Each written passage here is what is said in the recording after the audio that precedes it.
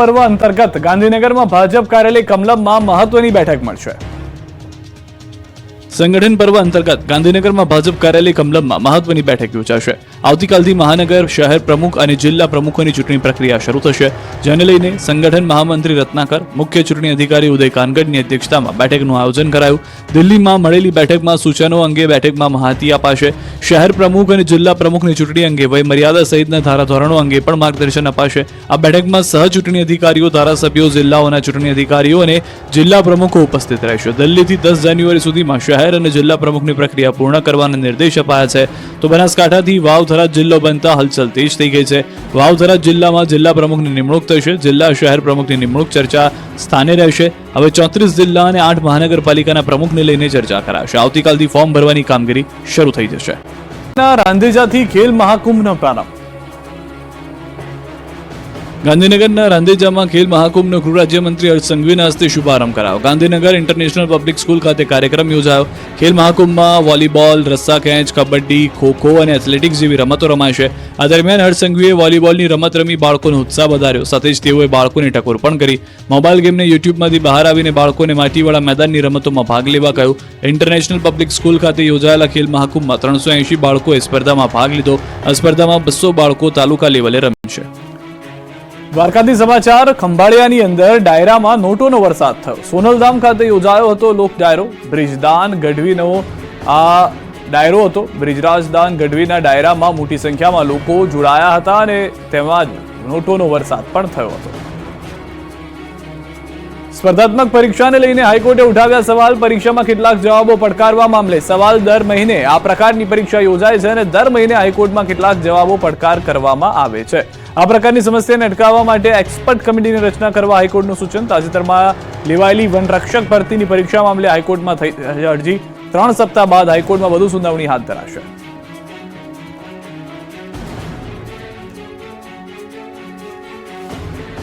બનાસકાંઠાના 2 ફાંટા પાડવામાં આવતા વિરોધ ફાટી નીકળ્યો। લોકો રોડ પર ઉતરી આવ્યા। બનાસકાંઠાના 2 ફાંટા પાડી વિભાજન કરવામાં આવતા વિરોધ ફાટી નીકળ્યો। નવો જિલ્લો બનાવવામાં આવતા વેપારીઓ અને ગ્રામજનો રોડ પર ઉતરી આવ્યા। કાંકરેજના શિહોરીમાં બજારો સજ્જડ બંધ રાખી વિરોધ પ્રદર્શન કરવામાં આવ્યું। વાવ-થરાદ જિલ્લામાં સમાવેશને લઈને વિરોધ કર્યો, હલ્લાબોલ કર્યો। સાથે જ કાંકરેજ તાલુકાને બનાસકાંઠામાં જ રાખવા માંગ કરી। સાથે જ કાંકરેજના એમએલએ અમૃત ઠાકોરે નિર્ણયને વખોડ્યો। કાંકરેજને બનાસકાંઠામાં જ યથાવત રાખવાની માંગ કરી। જો આ નિર્ણય પરત નહીં લેવામાં આવે તો આવનાર સમયમાં અમે ઉગ્ર વિરોધની ચીમકી ઉચ્ચારી રહ્યા છીએ તેવું પણ તેમણે કીધું છે। આ તરફ બનાસકાંઠાના દિયોદરમાં વેપારીઓ રસ્તા પર ઉતર્યા। બનાસકાંઠા જિલ્લાના વિભાજનને લઈને વિરોધ કર્યો। દિયોદર પ્રાંત કચેરીના પ્રાંગણમાં વેપારીઓ હલ્લાબોલ કર્યો। રોષે ભરાયેલા વેપારીઓએ બેઠક કરી, જેમાં ભાજપ અને કોંગ્રેસના આગેવાનો પણ જોડાયા। જિલ્લા કોંગ્રેસ પ્રમુખ ભરતસિંહ વાઘેલા, પૂર્વ ચેરમેન ઈશ્વરભાઈ તરક સહિતના આગેવાનો જોડાયા। ત્યારે જિલ્લા કોંગ્રેસ પ્રમુખ ભરતસિંહ વાઘેલાએ આરોપ લગાવ્યો કે કોન્ટ્રાક્ટર ઉદ્યોગપતિઓને રાજી રાખવા નિર્ણય કરાયો। બીજી તરફ ધાનેરાને બનાસકાંઠા જિલ્લામાં રાખવા માંગ ઉઠી। કાંકરેજ દિયોદર બાદ હવે ધાનેરાના લોકો રસ્તા પર।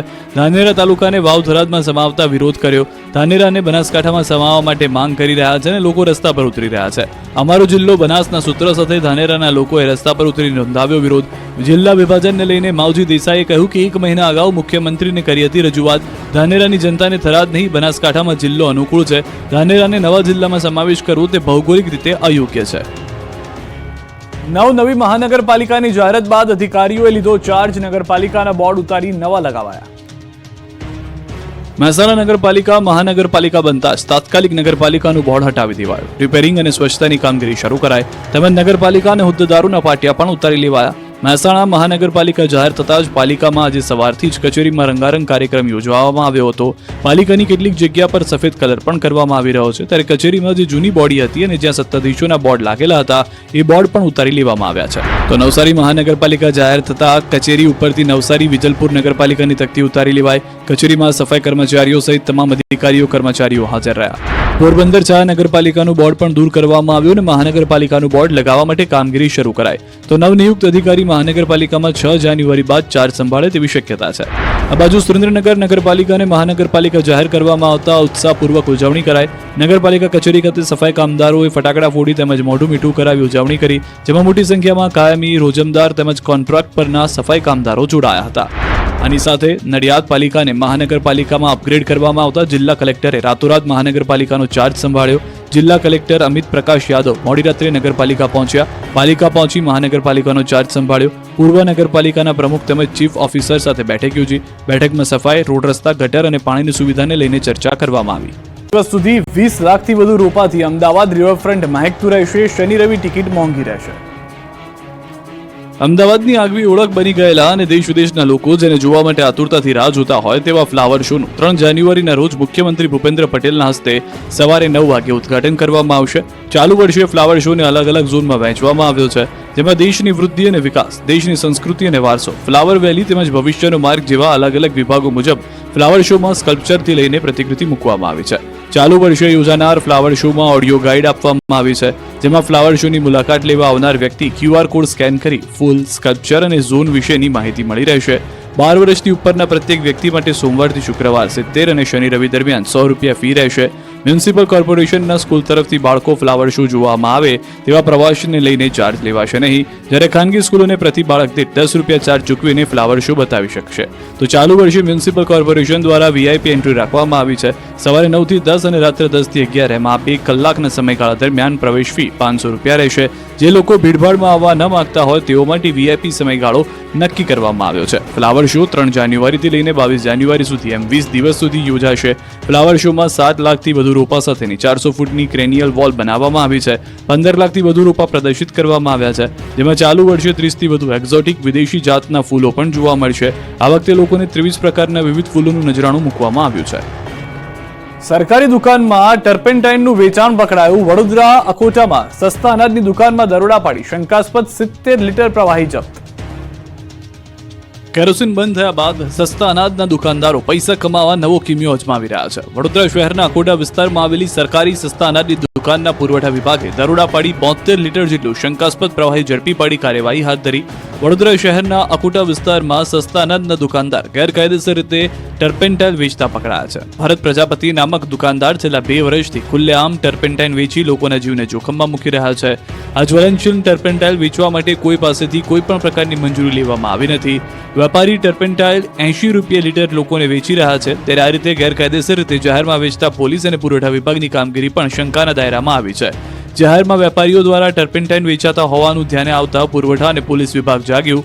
પુરવઠા વિભાગે સસ્તાનાની દુકાનમાં દરોડા પાડી 70 લીટર ટર્પેન્ટાઇલ જપ્ત કર્યું. પોલીસે પ્રોવિઝન સ્ટોર પરથી જપ્ત કરેલ ટર્પેન્ટાઇલ તપાસ માટે FSLમાં મોકલ્યો, જેનો રિપોર્ટ આવ્યા બાદ દુકાનદાર સામે વધુ કાર્યવાહી કરવામાં આવશે. અમદાવાદથી ડિજિટલ અરેસ્ટ કેસમાં રશિયન સહિત 3 ઝડપાયા. કંબોડિયન ગેંગના ઇશારે લોકોને ટાર્ગેટ કરતા હતા. પોલીસ સકંજામાં ઉભેલો ભૂરિયો છે ઠગબાજ. અમદાવાદના એક સિનિયર સિટીઝનને ડિજિટલ અરેસ્ટ કરી 17 લાખ પડાવવા મામલે સાયબર ક્રાઇમે એક રશિયન નાગરિક સહિત 3ને ઝડપી પાડ્યા, જેઓ કંબોડિયન ગેંગના ઇશારે ડિજિટલ અરેસ્ટના ગુનાને અંજામ આપતા હોવાનું સામે આવ્યું. આ કેસમાં સંડોવાયેલા 2 શખ્સો જેલમાં છે. પોલીસે ટ્રાન્સફર વોરંટના આધારે બંને શખ્સોની ધરપકડ કરીને પૂછપરછ કરી. રશિયન એન્ટોલિયા મિરોવનોવેન પુણે પોલીસ ઇન્વેસ્ટમેન્ટ ફ્રોડમાં ઝડપાયો. રશિયન આરોપી ગેટકીપર તરીકે કામ કરતો, જે એકાઉન્ટ હોલ્ડરના ખાતામાં મોટી રકમ જમા થતી તેને હોટલમાં બોલાવી પૈસા ચાઇના ટ્રાન્સફર ન થાય ત્યાં સુધી સાથે રાખતો. ક્રિપ્ટો અથવા તો અન્ય રીતે પૈસા ચાઇના પહોંચતા હતા ત્યાં સુધી જોડે રહેતો. આરોપીને 10 થી 15% કમિશન મળતું. ટેલિગ્રામ થકી આરોપી ચાઇનીઝ સાથે સંપર્કમાં હતો. ચાઇનીઝ વ્યક્તિ તેને એકાઉન્ટ હોલ્ડરની વિગતો આપતા, જે હોલ્ડરને બોમ્બે, ગોવા અને દિલ્હીની હોટલોમાં બોલાવી પૈસા ચાઇનાના આરોપીને મોકલાતા હતા. તો ભાવનગરથી ડિજિટલ અરેસ્ટમાં પોલીસે એક શખ્સની કરી છે ધરપકડ. દાહોદના ધનંજય પુરોહિતને પકડી પાડ્યો. ડિજિટલ અરેસ્ટ કરી 15 લાખ પડાવ્યા હતા. વૃદ્ધ કોન્ટ્રાક્ટરને આપી હતી ધમકી. પલટાશે ગુજરાતનું વાતાવરણ. ખેડૂતો રહેજો સાવધાન. જાન્યુઆરીમાં આવી રહ્યો છે કમોસમી વરસાદનો વધુ એક રાઉન્ડ. ગુજરાતના ખેડૂતોની પાછળ માવઠું જાણે આદુ ખાઈને પડ્યું હોય તેવું લાગે છે. હજુ તો ડિસેમ્બરના અંતમાં માવઠાએ કહેર મચાવ્યો છે, તેની કળ પણ વળી નથી, ત્યારે ડિસેમ્બરથી પણ ભયંકર માવઠું જાન્યુઆરીમાં આવી શકે છે. કમોસમી વરસાદનો વધુ એક રાઉન્ડ આવે તેવી આગાહી કરવામાં આવી છે. હાલ 7 દિવસ સુધી ઠંડીમાં રાહત નહીં મળે. 20 જાન્યુઆરી સુધી કડકડતી ઠંડી પડશે, જે બાદ ભયંકર રીતે પલટાશે ગુજરાતનું વાતાવરણ.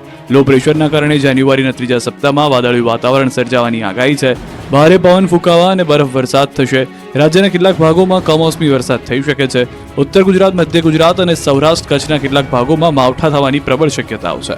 અમદાવાદ અને ગાંધીનગરના કેટલાક વિસ્તારોમાં પણ હવામાનમાં પલટો આવશે. આ ઉપરાંત દક્ષિણ સૌરાષ્ટ્રના ભાગોમાં ક્યાંક છાંટા પણ પડી શકે છે. એટલું જ નહીં, ફેબ્રુઆરી અને માર્ચ મહિનો પણ માવઠાનો કોરો રહી રહે. જાન્યુઆરીથી માર્ચ દરમિયાન પડી શકે છે કમોસમી વરસાદ. સૌરાષ્ટ્ર, કચ્છ અને ઉત્તર ગુજરાતના કેટલાક ભાગોમાં વરસાદ થઈ શકે, એટલે કે વર્ષ 2025 પણ ખેડૂતો માટે માવઠાનું વર્ષ અને મુસીબતનું વર્ષ સાબિત થશે.